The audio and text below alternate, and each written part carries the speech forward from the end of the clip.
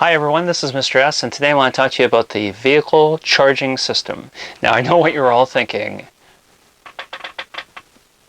Why? All internal combustion engines need three things to operate: air, fuel, and these little things right here. Electricity provides the spark at the end of our plugs in order to have combustion.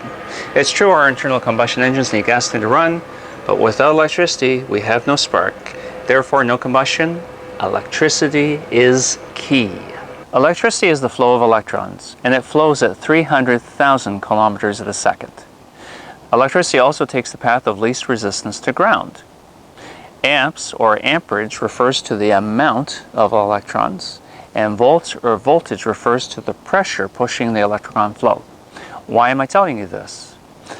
A fully charged 12-volt battery isn't a 12-volt battery. It's actually 12.6 volts. Now, batteries can hold hundreds, if not thousands of amps.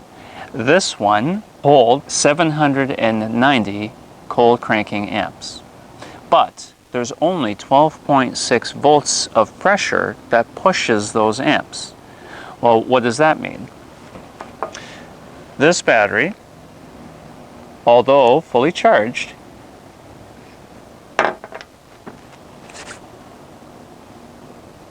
cannot electrocute me because there isn't enough voltage to do so. Electric cars and hybrids can, and you need to know that. When the engine's not running, the battery is the primary source of power. As we try starting our cars, a third of that battery power goes into turning over this thing, the starter motor. Once the engine's running, the battery stops being the primary source of power. And the primary source of power at that point is this guy right here, the alternator. The first thing the alternator has to do is charge up the battery from all that electrical loss. It also supplies the rest of the vehicle with electricity. Alternators produce electricity just like a company produces a product. Let me show you how it works. In order to create electricity, the two big pieces of an alternator are a rotor and a stator. The rotor is an iron core that has insulated wire wrapped around it.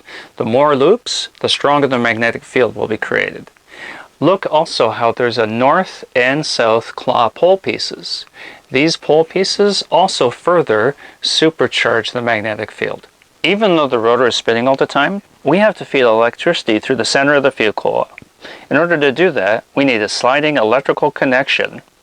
That's what this is for. These are called brushes, and they are spring-loaded, and they contact these snap rings that supply electricity to this rotor even though the rotor is moving. Notice how these snap rings are insulated from each other. So, my feed is at the bottom snap ring, and my ground return is at the top. So in order to create electricity, we need some electricity, or low current, and magnetism to supercharge it. Let's try.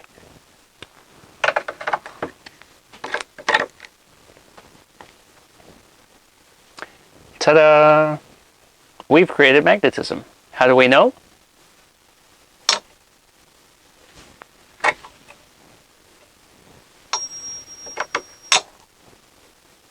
Okay, so we produced a magnetic field. And the magnetic field is a concentration of high electrons. But we're only halfway there. Electricity is the flow of electrons through a conductor. So an alternator does two things. It produces electricity, and it also produces the voltage or the pressure to push the electrons to make them to travel. So how does it produce voltage or pressure? Simple. We spin the rotor. When we spin the rotor, we induce the electrons that we created in the magnetic field into the stator. Now the stator consists of three insulated wires that are wrapped around a laminated iron core.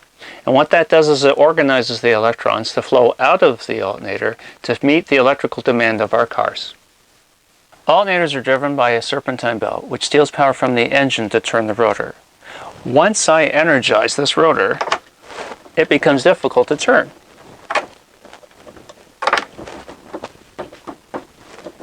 So I need something stronger than me in order to turn the rotor to create the kind of pressure or voltage that we need for electricity. How much pressure? Well, alternators produce anywhere from 13 to 15 volts and from 100 to 140 amps. That means within minutes, all that power we lost on startup gets replaced by the alternator, which is not bad, but there's one problem with alternators. Alternators produce alternating current, and we can't have that with cars. All transportation vehicles use direct current, or DC volts, and here's why. I'm going to check my battery to see the state of charge, and a fully charged battery is 12.6 volts. So I'm going to set my multimeter to DC volts, 30 volt scale, and I'm going to do a voltage drop test across the top of this battery. I should read, if it's fully charged, 12.6.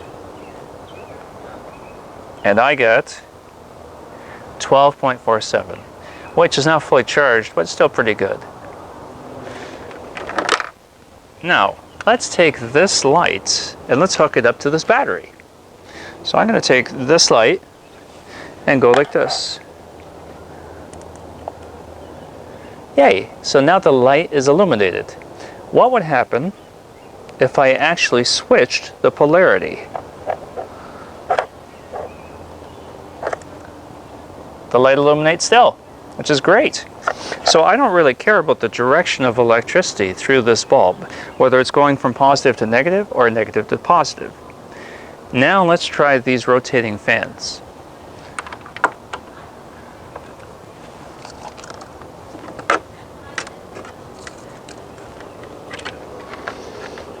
If I hook up these fans like this,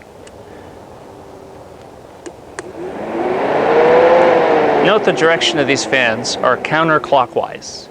Now we're going to change the polarity. What do you think is going to happen then?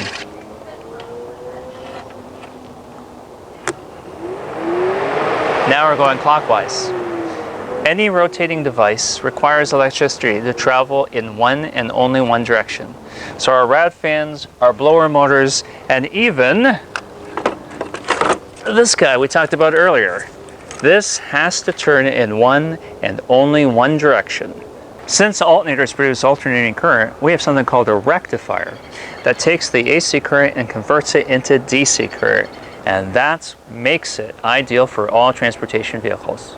I hope you learned something about the vehicle charging system today. Transportation technology couldn't exist without it. If you know how to use a multimeter, set it to DC volts and do a voltage drop test across the battery terminals while the vehicle is running. Hopefully you'll see anywhere from 13 to 15 volts. And that's a great way for you to check your own charging system and not have to pay someone else to do it. Remember, the more you know, the better it is. Until next time, stay healthy.